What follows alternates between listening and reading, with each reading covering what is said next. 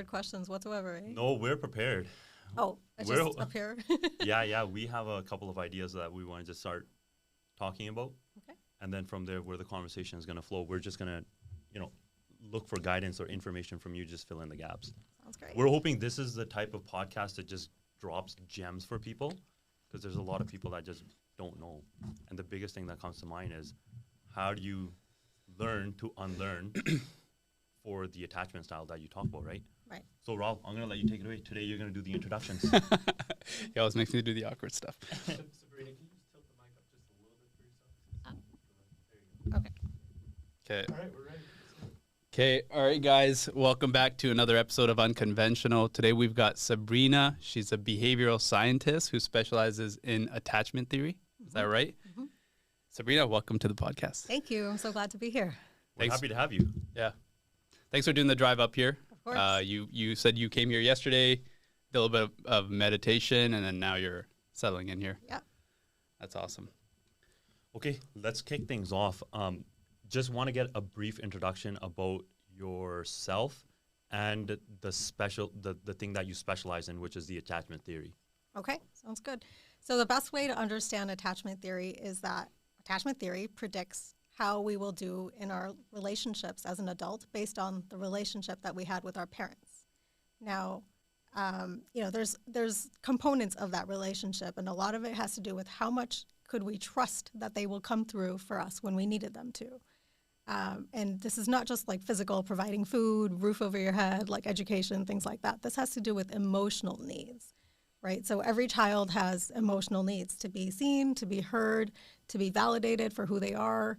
And unfortunately, a lot of our parents didn't understand that aspect, right? So we have a lot of unmet needs from childhood. For example, I could have been looking for like words of affirmation from my parents, like, "Oh, you're such a great painter," or "You're such a great artist," or whatever it is that I was pursuing, and maybe I didn't get that. And so then in place of that develops an insecurity of, maybe I'm not good enough, maybe I have to try harder, maybe I'll never be good enough. So things like that. So all of the childhood stuff then accumulates when we're an adult, and then we go out seeking for what we didn't get as children.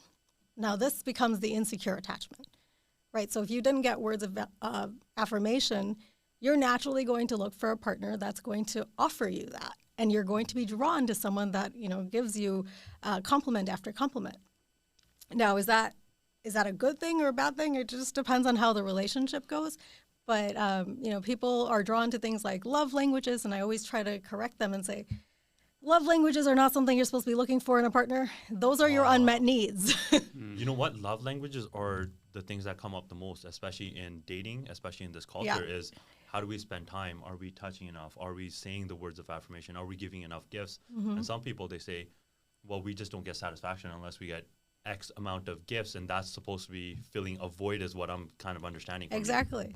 And so people say, oh, he's not the right partner, or she's not the right partner because emotional, connection, or they'll say like physical touch isn't important to them, so I can't be with someone like that.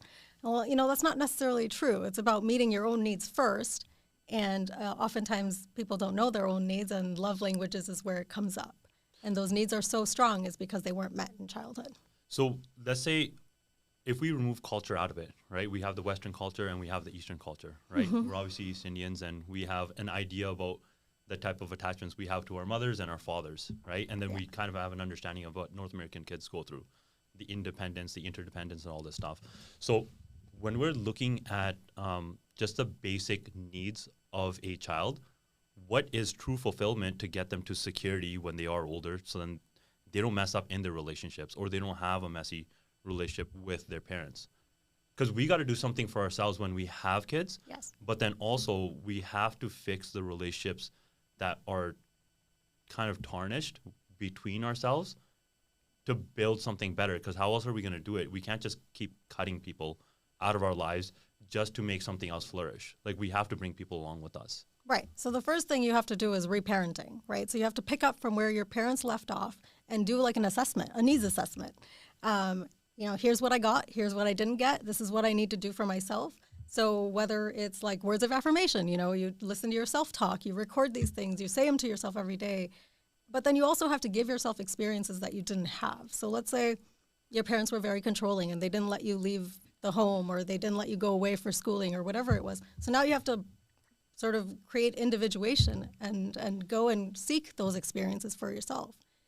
And in that way, you reparent yourself, so you give yourself the things that you didn't need. I think it's one of the most beautiful ways to say thank you to your parents, right? Because there is a whole lot that they did, and everyone's parents did a lot.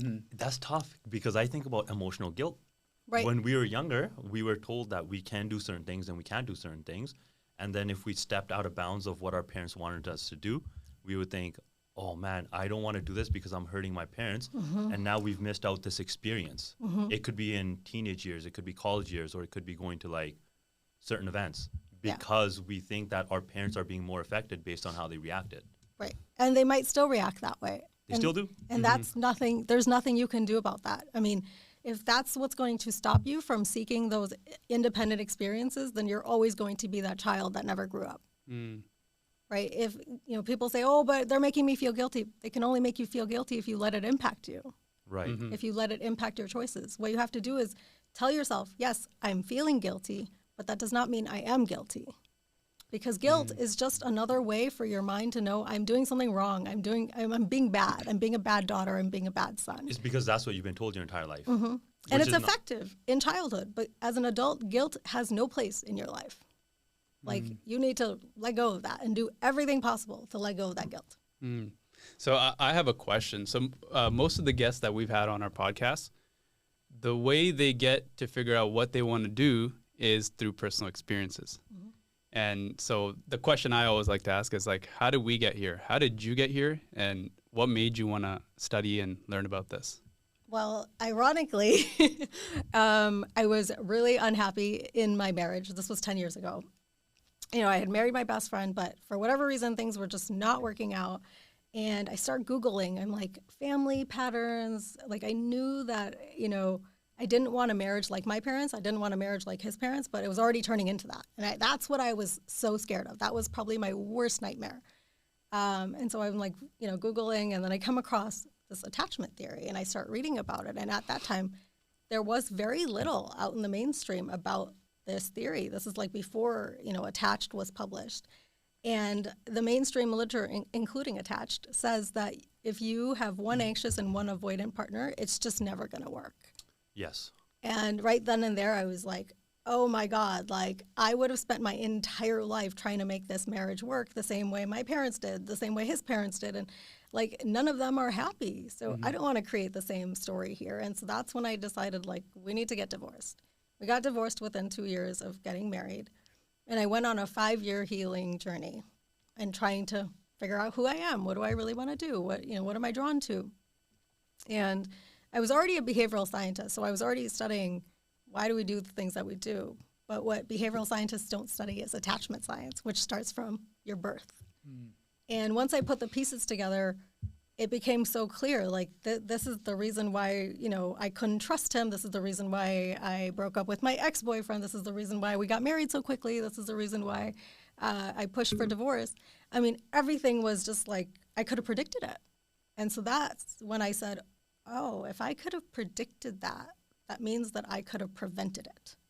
And why did I not have the tools and the knowledge to do that? Prevent the marriage or prevent the Prevent breakup? the whole situation, whole right? situation. Getting married very quickly, like not trusting him, not trusting myself, feeling very insecure, feeling just this anger against my parents, feeling anger against him, anger against the world. And so I was like, wait, all of this, like I could have predicted it, so then I could prevent it for a lot of other people. And I never want to be in that situation again. So I did everything possible to make sure that I would never end up in that same situation again. And thankfully, now I'm married again. And, we have a very supportive, a very affectionate marriage that is completely different because it's built on a secure attachment. So I got a follow-up question. Let's assume that you didn't do the work and you just showed up in your next relationship. Is it possible that the person that you were going to be with had a secure attachment style that you guys would flourish? Like, does it mean that a secure person would be able to help an avoidant or an anxious attachment style person? So the thing with the insecure attachment styles is that they are almost never drawn to someone with a secure attachment style. It's because they find them boring. There's not enough like drama. There's not enough stickiness. It's so funny you say this because what were we talking about yesterday? That's what we were talking about, right? Yeah. It's Like they crave the toxicity Yeah. to some degree. Yeah, the It's about drama, digging- right? Yeah. Like the pull and the push and like whatever, which I don't necessarily know if that's true. I would actually like to question the people that originally studied attachment science because they said 50% of the world's population is secure. And I'm like, where is that 50%? Because it's just not true in my experience. Yeah. Just not in brown Certainly households. not in, yeah, Not in brown exactly. Not in brown households. Certainly not in South Asians, right? Because think about it. Our family have, we've experienced like migration trauma. We've experienced like immigration trauma. We've never fit in wherever we were. Like, of course, that creates insecurity generation after generation. And there was no stability for anyone to try to heal it. Everyone's always just been in survival mode. So it makes sense why most of us are insecure. And even just like the relationship between husband and wife is like a very oppressive type of relationship. The rigid gender roles, right? Right. Like the man works, the woman stays home, raises the kids. Like I Right. think back to my parents' story, and my mom had me when she was 18. It was like a child having a child, right? And I was her career. So of course she's going to act the way that I show up, in my early 20s when I was like starting my career. It was like very perfectionist, type A, like, wanted to like make sure everything was done, perfectly. And so of course she's going to show up like that as a mother because this is her career. So I got a question. People that are that have secure attachment styles, or I want to talk about family dynamics just in general, right? You can have different type of family standards. One could be complete fulfillment. The parents are great. The siblings are great. You're raised with a good education. On the opposite end is you have either the mother working or the father working, or there's maybe abuse or alcohol and verbal language that's being used, right? How, in which case, does a person grow up to feel unloved? Like, is there a situation that would create something within a child that they would feel unloved? Like, I've seen it where people within a dynamic of everything is good, they still feel unloved, they still feel unfulfilled. And then sometimes on the other aspect is because people have gone through traumas or they have some sort of hardships, they show up with love and care. So it's not, you would think it would be the other way around, Yeah. right? Right. So when it shows up as like I'm feeling unloved, like a lot of people would probably look at my life and say, well, your life looked perfect from the outside. Like what were you missing? And it's a very subconscious thing that happens. Like for me, my brother is 2 years younger and he was born with muscular dystrophy. So as a 2-year-old, I didn't understand why he's getting more attention, why he gets everything he asks for, why I'm being told no, why I'm not seeing my parents as much as he's, you don't have the cognitive ability to understand why, but your mind starts to notice these things and develops like, oh, there's something strange. There's something wrong here. And as you grow up, you try to express it. And of course, every time I told my parents, well, I don't feel loved, they're like, of course we love you. What do you mean? We tell you that every day. But it's not about that. It's not about overpowering my own narrative. It's about sitting with my emotions, right? And it's about attunement. It's, okay, well, tell me what makes you feel unloved. So the I parents wanna would ask that understand. question. No, if they did, right? If they They don't took ask that question. a curiosity in it, then maybe the pattern would have gone differently. But what they did was they got scared of me feeling unloved. And so they're like, no, of course we love you. Look at how much we love you. We got you all they're these pushing, things. And yes. so it's like their own insecurities are coming up, right? Because their own inner critic is saying, you're not doing enough. Like, look, your child is feeling unloved. But they're not actually hearing me. They're hearing their own inner critic. Right. I have a question because let's say, I don't have any kids yet, but eventually I will, and we're going to run into these circumstances. So what's the appropriate way of dealing with this without causing that trauma? Or I think doing your own inner work to know, am I really hearing my child or am I hearing the inner critic in my own head? Right? Because if you can make that distinction, then you can have a more curious approach rather than trying to control the narrative. Because what could be more scary for a parent than to hear their child feels unloved after all the things that you're doing?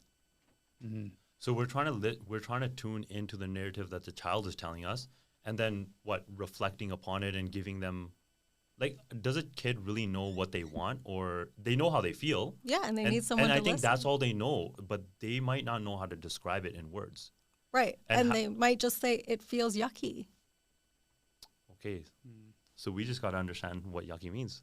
Right, and What how do is- you do that without asking? Without asking, I You know. can't. Because the kid's not going to know. Like, they're not going to be able Well, to can you verbalize tell me, it. so then the next question would be, can you tell me where you feel the yuckiness in your body? And they might say, right here, around my heart. Oh, yeah.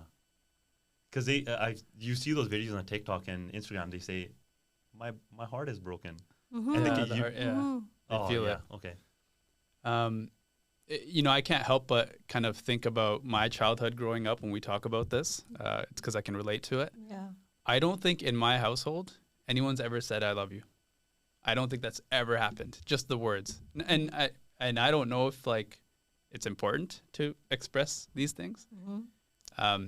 So What do you the think? first question is it important? Yes, absolutely. Kids need to hear it. Yeah. They need to hear it. They need to see it. They need to feel it. All of it. Why the term love? Why not just action? Why can't action just be enough for a child to just prosper? Well, so think about it this way. Did your parents ever tell you, like, why did you get a B in math and not an A? Yes. Yes. Right? So, Just Yeah. so our parents are talking to us anyways, right? And if they're not saying any of those positive things of like, I love you or what I love about you, then the mind only hears like the negative. The negative thing. And, there's been so much research on for every one negative thing, you need to be saying 5 positive things because our minds have something called negativity bias. They already hold on to the negative stuff and they spin it again and again in our minds. So imagine what would happen for a child who never heard, I love you, or what is loved about them. Mm-hmm. They only have the negative things to do something with. So I want to piggyback off of your question about that. Then what are we doing to change the narrative in ourselves as adults?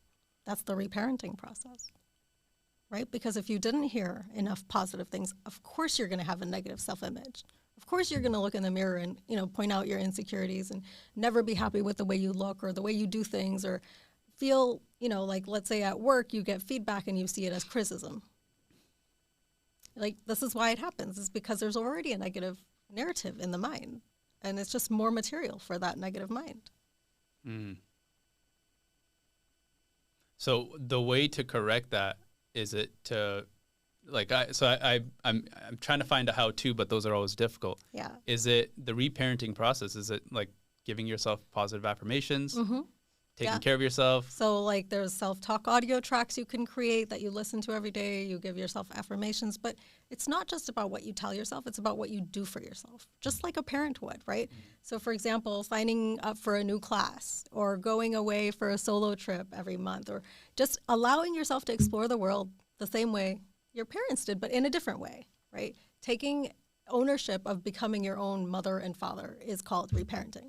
Okay. So I want to touch on affirmations. I do affirmations all the time. I tell myself and speak it out loud, verbally, just so I can feel a certain way when I walk into the room. Yeah. Now, on the other hand, what I've practiced in the past as well is putting up on the wall or in writing all the things that are negative, and I want to change these. Is it more powerful to focus on that and try to change those or fix those, like correct those, or is it better and more positive to just keep going on affirmations? Give me an example of what you'd want to change. Give you an example of I'm lazy, I'm not productive, I'm not doing enough. I'm not showing Okay, up. imagine saying that to a kid. Would you say that to your child? No. So then why are you saying it to yourself? To try to find a corrective measure to why am But I that's lazy. a belief. It's a belief that you're lazy. Okay. Do you understand, like, beliefs? So our mind doesn't differentiate, right, between reality and belief. And so if that belief is set in, it's going to show up all the time, and that's a negative belief that you've got about yourself. Okay. So that goes back to, like, I want to go to, like, love and unlovable. If you just continually tell yourself you're unlovable, is that the reality that you're, like, the paradigm that you're shifting towards reality? If you tell yourself you're unlovable, you're going to find more situations in your life that reflect that back to you. So if you already believe that you're lazy, you're going to find more situations where you're showing up as lazy because that's what you already believe about yourself. Yeah. Even when you show up in the opposite way, you're not going to recognize it. Right? Okay. So then... Yeah, so I want to address something really quickly. So just now when he was talking about him being lazy, and then you said, would you say that to your child? And this is part of the reparenting process is you said no.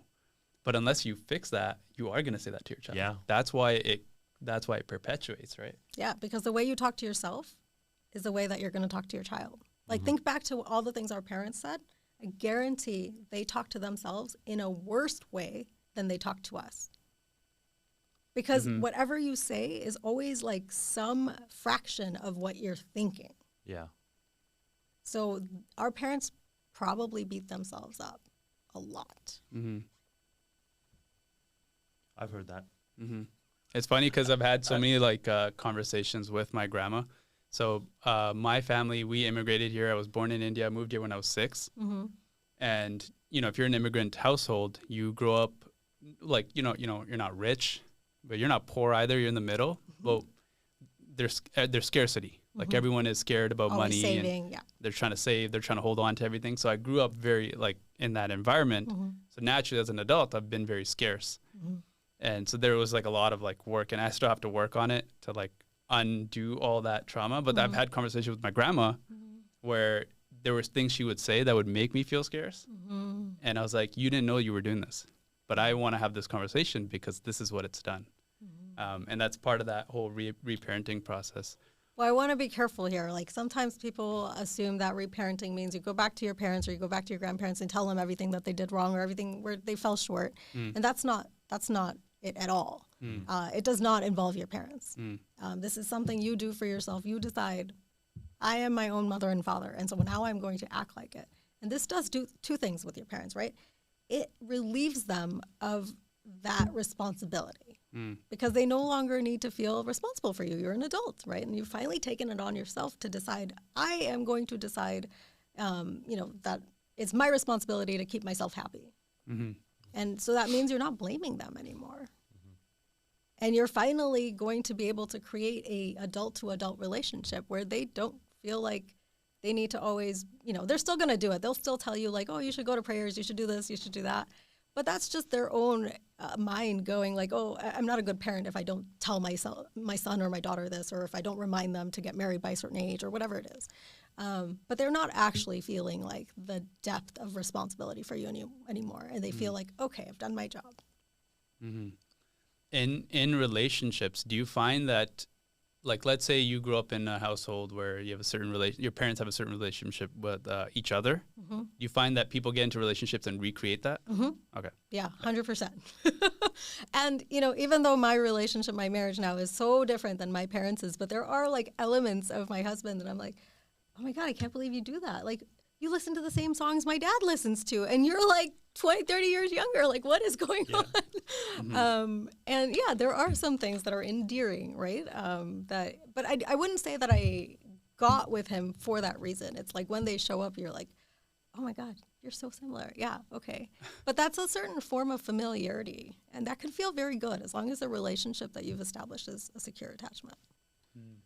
After couples, they have children in the future, let's say they're 15 or 20 years into their marriage, their kids are starting to grow up, teenagers, there's probably work for them to do as well. Like there's always some opportunity to make yourself better and show up in a capacity for your partner to love you more. Is it important for them to also to kind of go into this type of work as well, to try to The kids or the parents? The parents. Oh, I don't think it ever stops. Even right now, my husband and I, we both have our own therapist. We have a couples counselor. We have our breathwork sessions. We have, we're looking at a whole different modality of healing. Like, this is ongoing work. Why should it stop? Whether we choose to have kids or not is irrelevant. But of course, if we have kids, then we're going to want to look for a counselor or a therapist that has more experience in how do you raise secure children, things like that, things that we don't know about right now. Yeah. But this is an ongoing journey, and this is like self-learning and self-growth. This was the one non-negotiable for me this time around, is like I absolutely needed to be with someone who is 100% committed to his own growth and transformation without my input. Like, it's something that, it's like going to the gym, right? Nobody tells you to go to the gym. You just do it. You just do it. Yeah, there shouldn't be any expectations. Okay, when I see a problem, I have a natural tendency to want to solve that problem. So when I see... Tells me a lot about your attachment style. Yeah, there you go. What does it tell you? Nothing. It's a good thing. I think I'm very similar, but then there are some people that, they see a problem and they're like, I hope it goes away by itself. Yeah. They'll look the other way. They'll try to minimize it because it creates anxiety in their body. For people like me and you, it creates anxiety when it's unsolved. And so that's why we try to do everything to try to find a solution. But. Right. So so where I was going is if I see a relationship that isn't secure, and again, if it's someone I don't know, I obviously don't care. But if it's someone I know, like let's say it was someone related to me, I have this natural tendency to want to like help or to solve their problems. Again, it's not my place, and so I've tried to like really refrain myself. How do you deal with that? Because that's always tough. Where like someone close to you has a relationship, and you know it's not your place. Yeah. But you want to Boundaries. Yeah. I mean, just the way, like, it's not our place, right? Like, don't forget, my entire family, it's a humongous family I come from. They've not changed their marriages because Sabrina decided to become an attachment specialist and behavioral scientist or anything like that. They are still who they are. And so, yeah, when I go home, I see all of that. But it doesn't bother me because I've reparented myself. You know what comes up inside of you is like, you probably feel anxious, right? Of like observing your parents or your sibling or whatever. And you're like, oh, this is not how it should be. This is not a good relationship, whatever. It's because you've lost a sense of boundary and you haven't created that sense of safety for your inner child. And so your inner child is saying, do something, right? But it's about slowing down and talking to your inner child and saying, I'm here for you. I got you. This doesn't impact you. You know, I'll keep you safe. It's because you probably didn't feel safe when you were a child. Right. What if you're in a position of leadership or influence, right? So, and I can give you a really direct example, so it makes more sense. So, like, how much do I want to give up here? Because we're on camera. Now you guys will know it's family related. Let's say I'm in a company and I'm in charge of decisions made within a company. Now, let's say I see something that I'm not okay with. Like, is there a way to have these conversations without turning them off and against you? And because there is that natural friction of like, hey, I don't like this behavior. Like, what's the right way to have these? It's the same way you would go and approach a child, right? You would approach with curiosity. Hey, I noticed you did this. Can you tell me more about it? What, you know, I'm trying to understand your process. Maybe there's something I'm not seeing. Approach. Yes. It's very different than what our parents took, right? You didn't pick up your phone. Like, Called you 10 it was like times. the end of the world. Called you 10 times. And you come home and your phone is broken. There's been so many times. And like, even just like the amount of effort it takes to create a safe space for people. Because there's been times where I'm like, why didn't you come and talk to me about this? And they didn't feel safe. So I'm like, where did I go wrong? Right? It's like, because then it's the disappointment's not on them, it's on me. Right. So it's like, how can we? Like, why didn't? And it how just happened to me this weekend. Exactly. And like, and I'll just say this because it's my brother. So with my brother, I'm like, you didn't talk to me about this. Like, I'm not disappointed in you. I'm disappointed in myself. Yeah. Because I didn't create that space for you. So then, did you follow up with like, you know, is there something I can do? To help encourage that. And just from experience, I like to give them a little bit of space to internalize what I communicated, because I tend to get hot-headed and like I was just like you know, high tempo, and then I'll revisit that conversation. So it has to internalize. Okay, so I got a question about hot-headedness and getting triggered. Why do certain things trigger us? Like you're having a conversation in a relationship with your spouse or with your partner, and then something is said or something is pointed out, and then now all of a sudden, instead of just taking a breath, it's like fireworks. It's because it touched on an old wound from childhood that's been there for a really long time. Is it an old wound from childhood, or is it from like previous relationships? So it would have only shown up in previous relationships if it existed in childhood, and it's unresolved. So you will notice that sometimes you don't get triggered about it anymore, and so that means you've resolved it, right? But there will still be things that like hurt, and you react. So can that be fixed? Yes, 100%, and I am living proof of that. Yeah. So people are not just damaged goods walking around, and they're gonna stay this cranky, mean self. No, you know, there's a lot of neuroplasticity that's available to us in our brains, which means that we can still shape and form the way that we function, even as we grow and we're adults and we get into, you know, our later years. It doesn't mean that the growing is done. It just means it requires intentional effort. And so when you go back and you uncover those wounds and you do your inner work and you do your breath work, it like can be cleared out where someone will say something and it doesn't even like phase you anymore. Okay. So I have another question about, it has to do with the carrot and the stick. right? And this is kind of just piggyback off of what you said about being in a leadership role. There's some people that will need the stick, that will just need some sort of external motivation of, Jesus. hey, you're looking a little chubby and, maybe you got to hit the gym. And some people, they might need some sort of recognition of, hey, you know what? It looks good. Looks like you've been working really hard. You've put in a lot of sweat in. And that's kind of making the balance. How do we figure out what department to go to? Because sometimes we are who we are and we just want to hit the stick, or sometimes we just want to keep encouraging the person with the carrot, right? Well, or the cake. reason we prefer to do that is probably because we grew up with that type of style. But the research has shown over and over again that intrinsic motivation, so the thing that comes from inside, is always much more powerful and has lasting results well over extrinsic, right? So it's like that stick doesn't work really anymore, and certainly not in interpersonal relationships, I think. Yeah. If it is, like, for example, if your partner was not going to the gym for whatever reason, maybe you can bring that up and say, hey, it's really important for me for us to both stay healthy, especially as we're thinking about having children or whatever it is. What can I do to help motivate you? Is there something that's a barrier for you? Oh, yeah, this wasn't to do with partners. I think this was just like a broad Yeah. kind of thing about, okay, we can joke around as guys, and Yeah. with females, it's a little bit different. Oh. But then also, like, I noticed there's a culture within, because I'm a sales background. So our culture, our community is a little bit different, where we want to get under each other's skins just to, it's a different type of feeling of, if he says something or if he's trying to do better, then I have to try So to motivated one-up by it. competition? Motivation by competition. Okay. Versus I've been in other roles with just like regular companies where there needed to be like a softer approach, right? Of, hey, you know what? Like, move along. Like, here, you're getting paid $15 an hour. We got to kind of encourage them and say, this is going to be good for you. Versus being our own people in sales, we're just internally motivated to do what we need to do, and whatever encouragement we need, whether it's external with competition or it's internal just by saying we need to get it. Like, that carrot and the stick always comes up because the team mentality.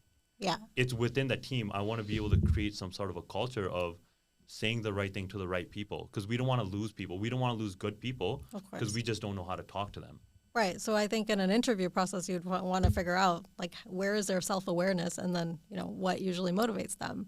And then I'd go based on that. Yeah.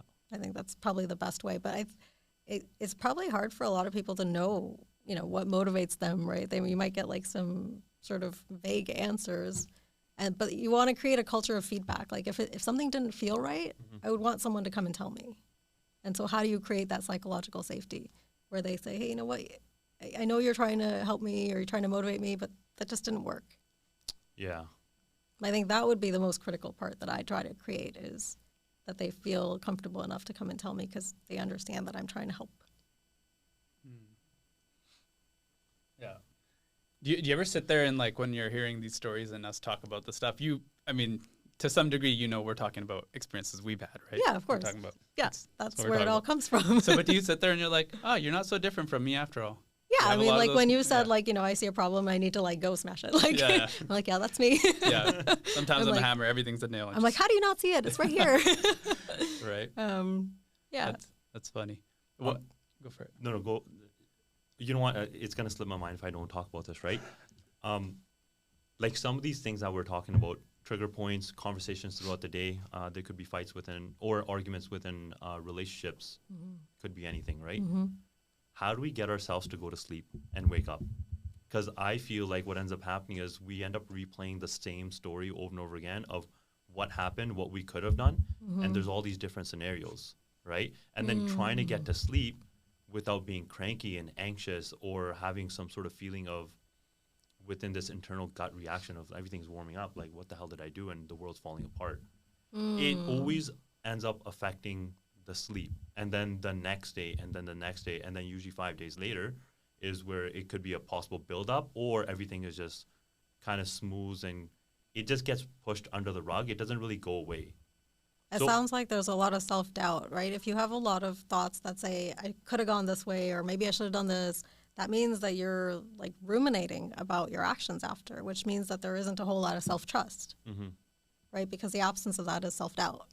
So if you're doubting yourself, I would say like that needs healing first, so that those thoughts that are coming from that self-doubt can stop. Because of course it'll be hard for anyone to go to sleep if you have that much self-doubt, right? Because there's always things you could have done differently. But at some point, if you don't have that self-doubt, you just feel comfortable with the way that you show up in the world. Yeah. I mean, I don't think twice about, maybe once in a blue moon, I'd be like, oh, maybe I could have approached that differently or whatever.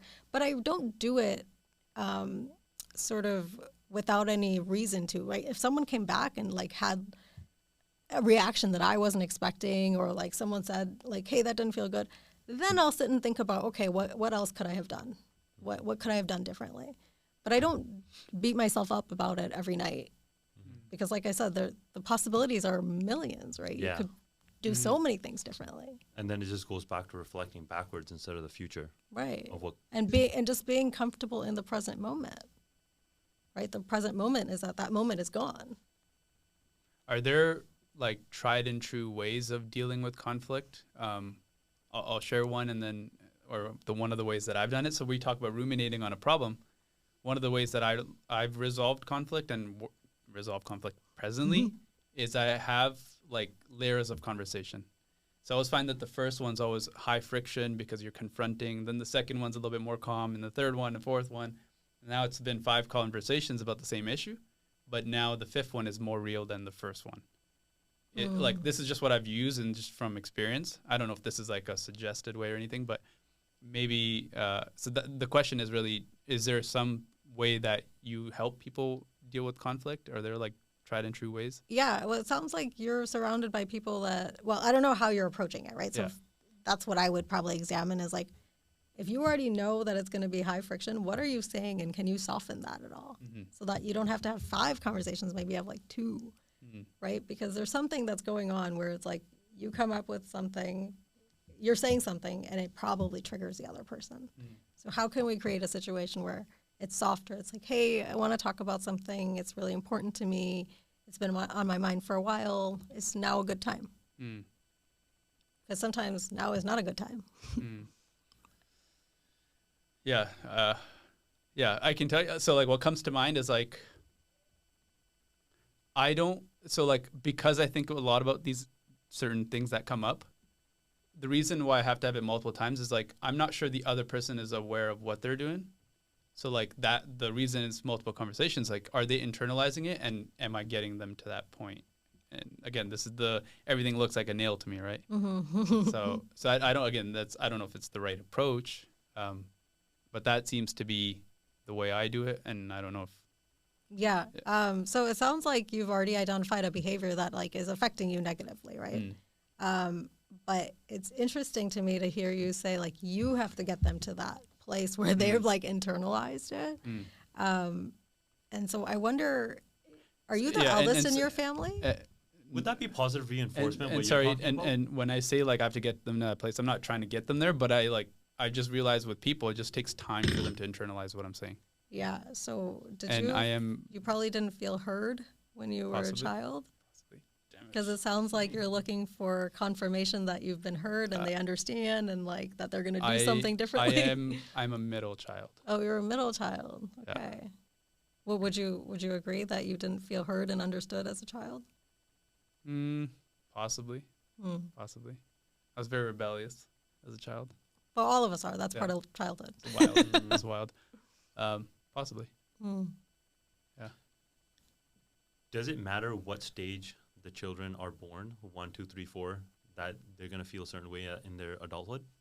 Because it's always the middle child always comes up. I was never loved. In the Indian families, it does. Yeah. You think it doesn't show up in Western culture? Not as much, I don't think. Oh, really? Well, I think it just depends on... It does? It does? Yeah. Okay. I think there is a lot of... How many siblings do you have? I have 3. Oh. So I'm the second middle. Second middle. That's even worse than being in the middle. Yeah. I think that there is a lot of research behind that, and I think that it makes a lot of sense. Like the first child is always looking to please, and think about it. You've never had a kid before. You have a kid. Of course, you're going to try to do everything perfectly. You want your child to be perfect because it's like validation that you've done everything perfectly. And then you often do put more responsibility on the first child to look after the second child and be like that third parent. Get them to adult when there's really Yeah. should be children. And then of course when they're fighting, it's like, well, you're always older. I mean, it took me a while to figure out I'm always going to be older and this sucks. Like, I don't want to be older. Yeah. So I think that there is like a science behind it, but I don't think it's always perfect. Sometimes like the baby of the, family was like really babied by everyone. Sometimes the baby was sort of forgotten because the parents were like older, but the older siblings took on the responsibility of parenting. So it really just depends. But it sounds, based on your behavior of like giving yourself this X many conversations with someone, I think you're tracking to see how far have they come, how much have they actually internalized what I've said to them, and how committed are they to changing behavior. When we put in the work by taking classes, courses, just learning about this stuff, is there ever a moment, because I know you said you're constantly doing breath work and going to counseling sessions, is there ever a point where you can just stop and be okay with who you are and be at peace with it and you just go on with your life? Well, I don't think that being in therapy or taking these classes means that you're not okay with who you are. Like I said, it's like going to the gym. It's about your emotional, mental fitness. It's about your relational fitness. It's about your relationship to yourself. And so if you're not putting in the time, then like, what are you doing to build a relationship with yourself? So it's just continual learning then? Yeah. And continually learning, discovering, it also becomes this, the potential for you to unlock your greatest potential. It becomes more possible, right? Because you stop standing in your own way. It's like having a coach, like someone literally cheering for you and kind of showing you, hey, yes, I understand the way you see things, but have you considered this? So it's a dedicated time and place for that to happen. Mindset, physicality, they both need coaches. The one thing that we always lack is the mental aspect of things. And I notice I've hired coaches for nutrition, for fitness. Yeah, for meditation, I have a coach, right? Like, we get a coach for everything else. Yeah. So why do we not? I mean, we spend more time learning how to drive a car than we do being in a marriage, and yet everyone's allowed to get married. Okay. Like, that is like the most absurd thing to me, right? When I got married the first time, I did not know how to be married. And nobody had asked me, what sort of work have you done to know that you're ready for this? Yeah, I think about that sometimes. You don't have a kid, how would you know? You just base it off of what you've learned and what you've seen other people do right and wrong, and then you just try not to make those mistakes. And we do that in our marriages. No wonder our marriage. So why not get a coach? Yeah. And tell us. Yeah, and prepare us, right? Yeah. Preparation is key. Exactly. So, yeah, similar. I'm like, yeah, I was not ready. All I knew was what I didn't want. And I ended up creating the same thing. Have you looked into what happens to our body or with our brains after taking like a certain amount of time with all these coaching experiences? I think you can tell in your behavior if it's working or not. It's behavior. Yeah. I mean, how you respond to when you get triggered is the best way to know where you are in your journey. Right? If you don't see a change over time to like lashing out, saying things you don't mean, needing to destroy things, like just leaving the scene, like whatever, shutting down for days. If you don't see a change in how quickly you're able to bounce back, how frequently you're triggered, then I'd say it's not working. Will we know before the other person knows? Or will it be simultaneous? Like, oh, this person reacted completely differently than they did last time. I think it'll be simultaneously, like especially if you're in a relationship, right? You should be able to know what usually your partner does, and then if they don't do it, you're like, oh, that's a change, right? And hopefully you'll comment on that and say, hey, I observed that we did it much better this time, that we got back to being good in a shorter amount of time. Right. Because otherwise you're destroying your life, right? How many days are you going to be triggered? And then the follow-up after that is like days, sometimes weeks of like being mad at each other. Yeah. So how does personality types play into all of this? So what personality system are you looking at? So the DISC assessment. Okay. Where there's drivers, there's the analyticals, there's the dreamers and what have you, right? So myself, I'm more of a driver, Mm-hmm. where it's like, give me the information as quick as possible. I don't want to hear mumbo jumbo, Mm-hmm. and I want to get with it. And sometimes when I'm talking to an accountant, Mm-hmm. they're just slowly giving me the information, and I just start Like crumbs of yeah, information. and I'm just like, Give me the sheet. I'm like, man. Yeah, the reason I'm smiling, the reason I'm laughing at that is because Karn, we started a podcast. We do a lot of mumbo jumbo. We do. we are the mumbo jumbo. We are the mumbo jumbo type. But how do we get ourselves to not? Is the attachment style have to do something with our personalities as well? Yeah. So when that's happening, it sounds like that slow buildup is not your like forte. You're just like, give me what I need and you know, be done with it. I think you're experiencing a lot of anxiety in that buildup. It is. Yeah. And so there's two things you can do, right? You can continue to let it happen Yeah. and hope that it's not so bad every time you go and see your accountant. Yeah. The other thing you can do is explain to him, hey, you know what? This is my preferred way of getting information from you. Can we make that happen?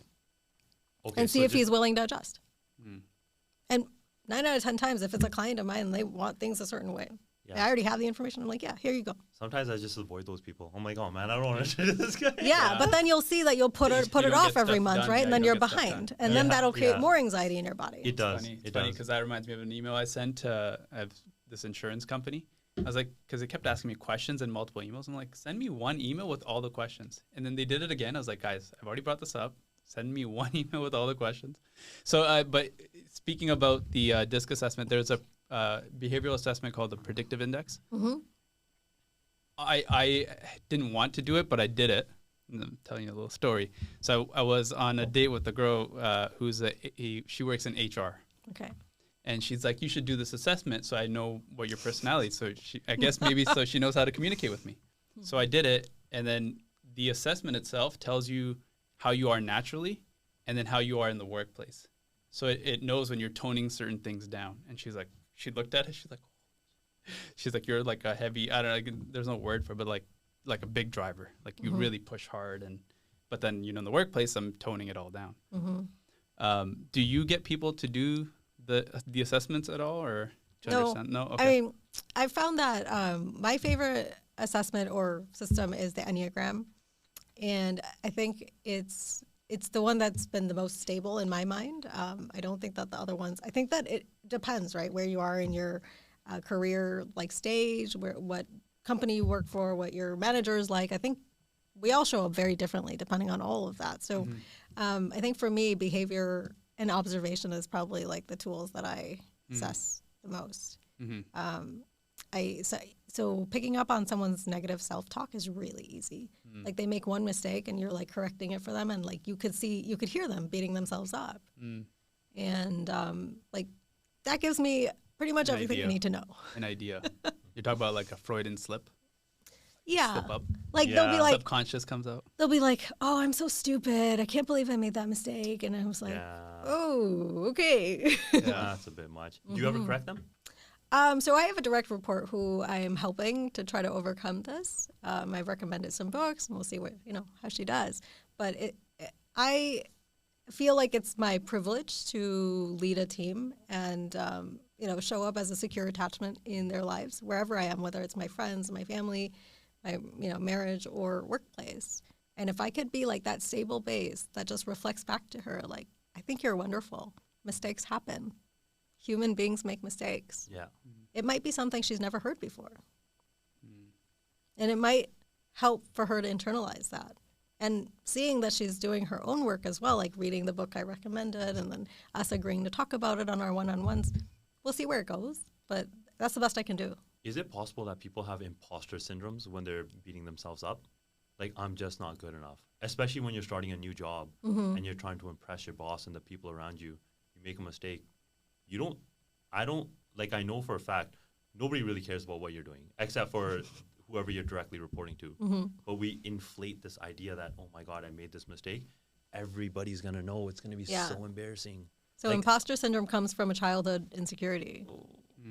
It's because we were kind of left to feel that way, and we didn't have anyone that was attuning and helping us, build our self-esteem. What's the top 3 things to get our inner child to heal? Do you have a list? To be seen, to be heard, to be known, validated, loved for who you are. But we can only do that within ourselves. We can't expect that from other people. No, you can create situations for yourself, right? You can, it depends on who you surround yourself with.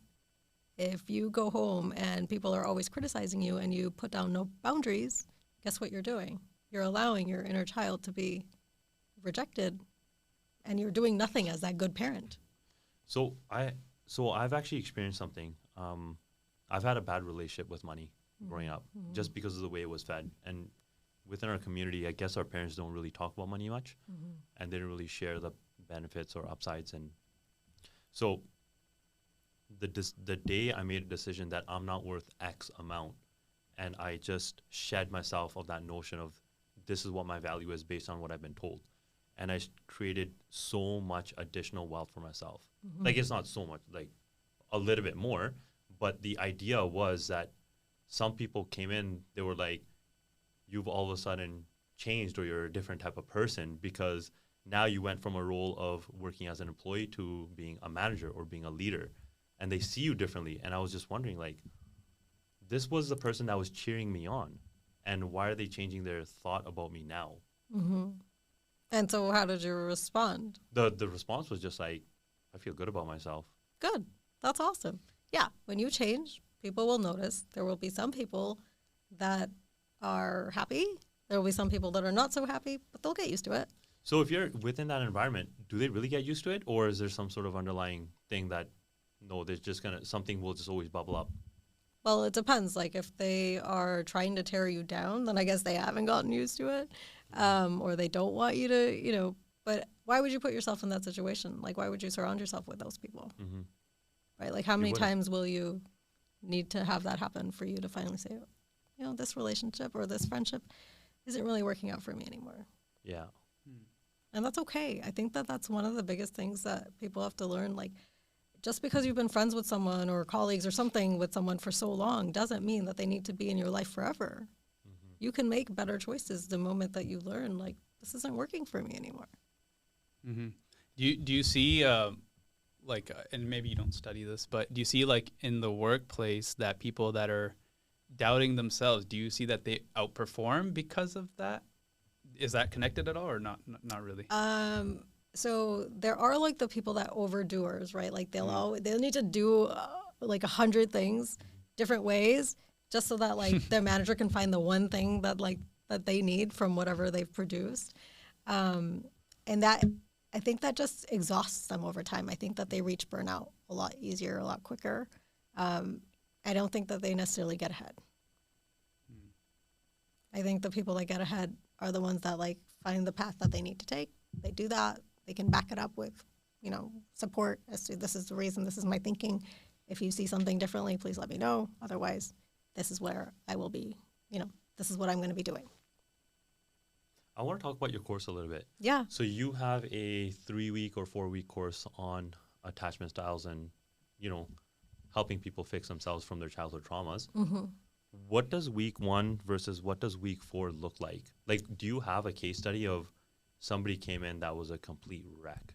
Like, you can see it, like you can feel that energy. And then when they walked out of it, that 4-week program, you're like, yeah, everyone is transformed. Like, the transformation is guaranteed. It's so amazing to witness the transformation.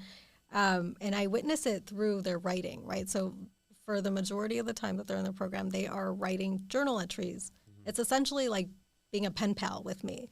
So I ask questions, they write out, like, for example, we start with, what was your relationship like with each of your parents when you were a child? What was their marriage like?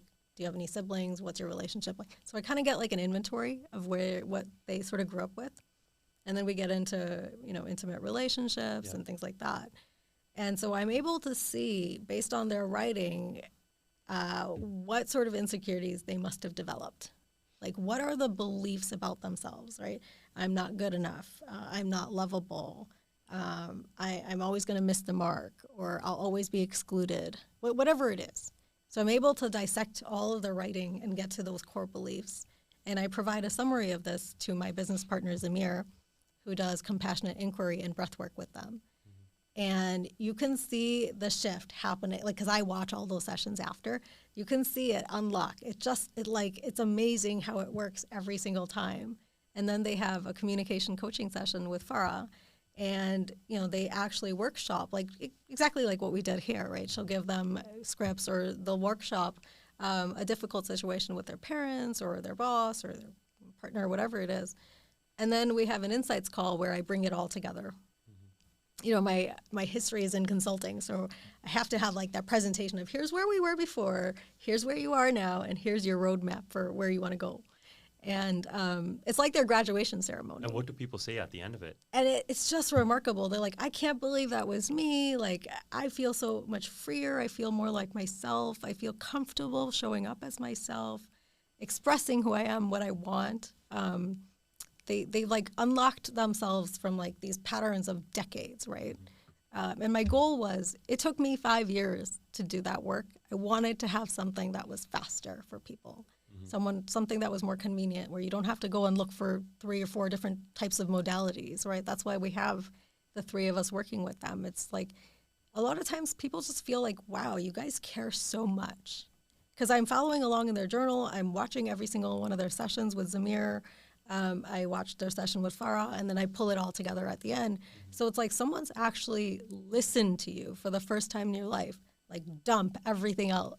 Everything that you've been holding on to that you haven't been able to tell anyone, they say it in their journal, and I read it. And we get to know them better than anyone else has known them in their entire lives. And it's such a privilege, right, to help them unlock those things and really just free themselves to become the best version. Is this different than counseling? Yes. Because I've done counseling sessions, leadership sessions, future vision sessions. I found counseling to be more detrimental to me, because I guess I got that type of personality where I'm I don't want to share my feelings. I feel like I'm just getting questioned over and over again, something that I've already relived, and sharing it doesn't really make me feel good about myself. Right? Well, that's why writing it down and having someone dissect it to understand what happened and why it's still showing up the way it is in your life, or how, would be really good for you, because you're I don't know how this matters. So the system, I'm guessing, maybe I'll paraphrase, the system that you're putting together is you're actually showing steps of ABCD of what needs to be done after you shared. Yes, but we're already doing that in the program, right? We're already unlocking it with you. And so at the end, you are now the person without any of those barriers. Yeah. Right? You're the person that doesn't think that way about yourself anymore. Yeah. And you've already started the reparenting process. So, and I think that's the biggest part, is understanding, dissecting what was left undone. Because reparenting is a very broad term. And depending on, what situations you experienced and what your needs are, your reparenting journey will look very different than mine. But how do you know what that journey is supposed to be? There's no way that we could just pick up books and learn on our own. Because I do a lot of that. Unfortunately, I know. And I read a lot, and too. I know that you spent a lot of time doing that on your own. I read so much, and I still do. You have a background in it. Yeah. Right? People like us. And I still needed other people. Yeah. Yeah. I guess we're just always looking for what is that quick fix. Well, 4 weeks is the quickest you're going to find. That is the quickest. Now that I think about it, it would be pretty Yeah. Are there others like you out there? Or? Not that I've found. And because I told you, right, behavioral scientists are not therapists. Therapists are not behavioral scientists. So therapists have never even considered using behavioral science. And I use behavioral science to help you go through the journal. Yeah. Because I know how it's going to be landing in the mind. Right. And it's it's bite-sized information, because that's all we can take, really. So if I tell you to go read a book and then come back to me a month later and I ask you what you learned, you're like, oh, I don't know. You have to look at a summary, right? So then, people are like, oh, I read this amazing book. My favorite question to ask them is, tell me what you changed in your life because of this book. Most times it's just motivational, and yeah, they just built it up. Because we're addicted to information. Because it just feels so good to be eating that information, to say you've read this book. But you ask them that one question, they're like, oh my God, I never even thought I would need to change anything. I'm like, then, has it really impacted you?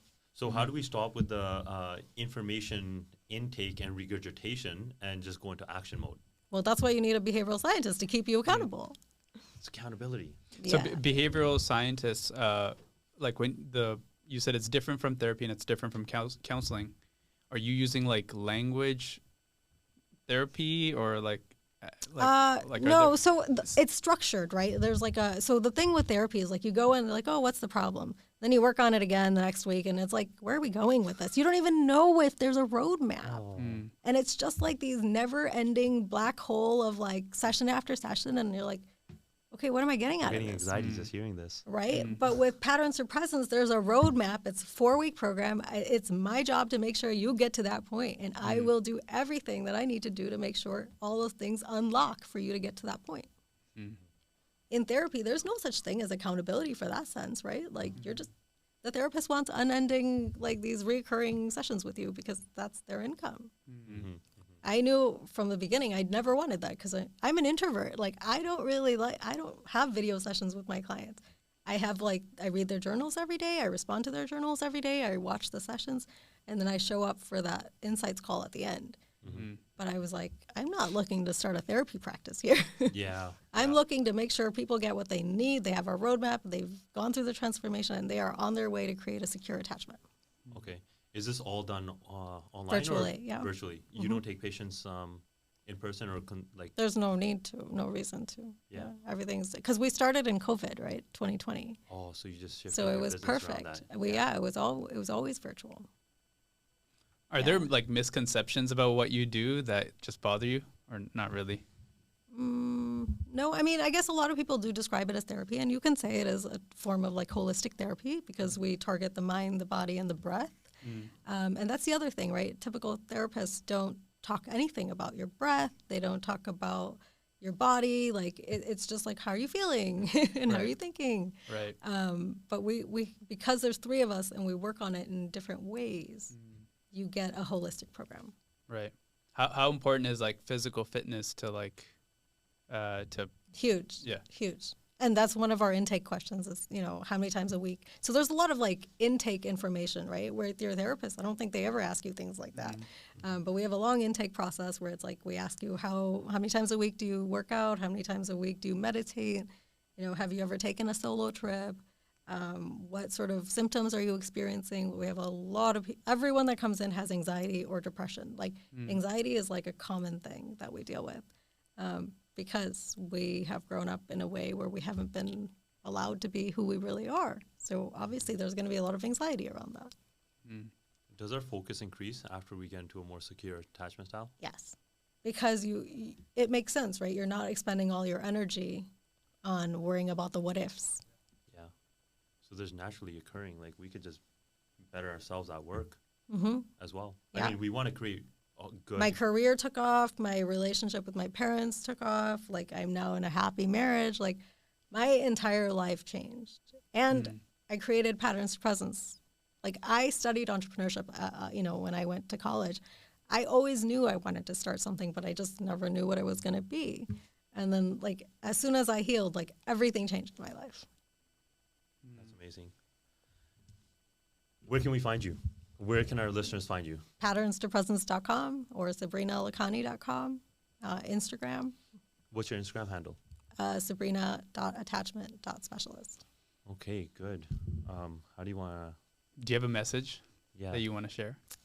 I think what I've been thinking about a lot is if you don't do the inner work, it's unfortunate that you're going to pass down these patterns, right? And the sooner you do the work, the better your life will be for it. And there's been so many people that have told us, this was so great. Why didn't I do it earlier in my life? Have you thought about franchising or licensing your? I don't know if it's proprietary. I or wish what I it could. is. I wish I could. But we can't Franchise yourself. recreate you. But we can, like that information could be taught to others to kind of build people up. So unfortunately, the information is like readily available on my Instagram or my website or whatever, right? Yeah. But it's the accountability part. What do you do with that component? Right. Because you can learn all you want, you can watch all the videos you want, but if you're not making those changes and there's nobody asking you what's going on, then your life isn't going to really change. So I think it's like being in the program, it's kind of like an incubator that you go through like that process, like a butterfly, right? You're in the cocoon.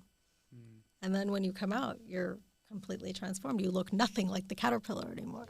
That's amazing. And with the internet, like it's so accessible too, right? Yeah, exactly. I got a message for everybody. Anybody that's listening, anybody that's watching, you guys reach out to Sabrina. I mean, today I learned a lot, but I'll probably reach out to you after the show. Yeah. And we'll have a talk about this because I think it's important for a 4-week course and you can just transform your life.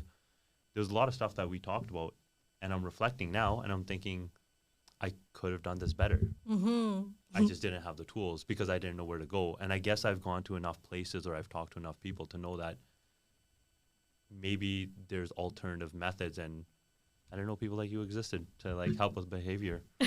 That's why it was important to have you on our show. Yeah, well, it's been so amazing talking to you guys, and yeah, I feel like I can relate to a lot of the examples you brought up because after all, I grew up in a South Asian household, and you know, I feel like our parents all read the same book, even though they claim to have never read a parenting book. Right. They didn't read the book. What they did was the village aunt and uncle came along and they're like, this is the message, this is how you do it. And then they just absorbed this information from all these people. Yeah. You know, we are very lucky to be raised in a village, right? We are. And that is something that I find, like, it's just such a privilege and an honor to know that we come from a village mindset, and we were all raised in a village. And so it's not the case with all the other cultures that exist in the world, but certainly the case with ours. Awesome. Any final remarks? No, that's about it. Guys, thanks for tuning in to this episode of Unconventional. Sabrina, thanks for driving up here. You also made my second goal. Actually, you're helping us make my second goal. So one of my goals has been to have more women on the podcast, primarily because my network is mostly men.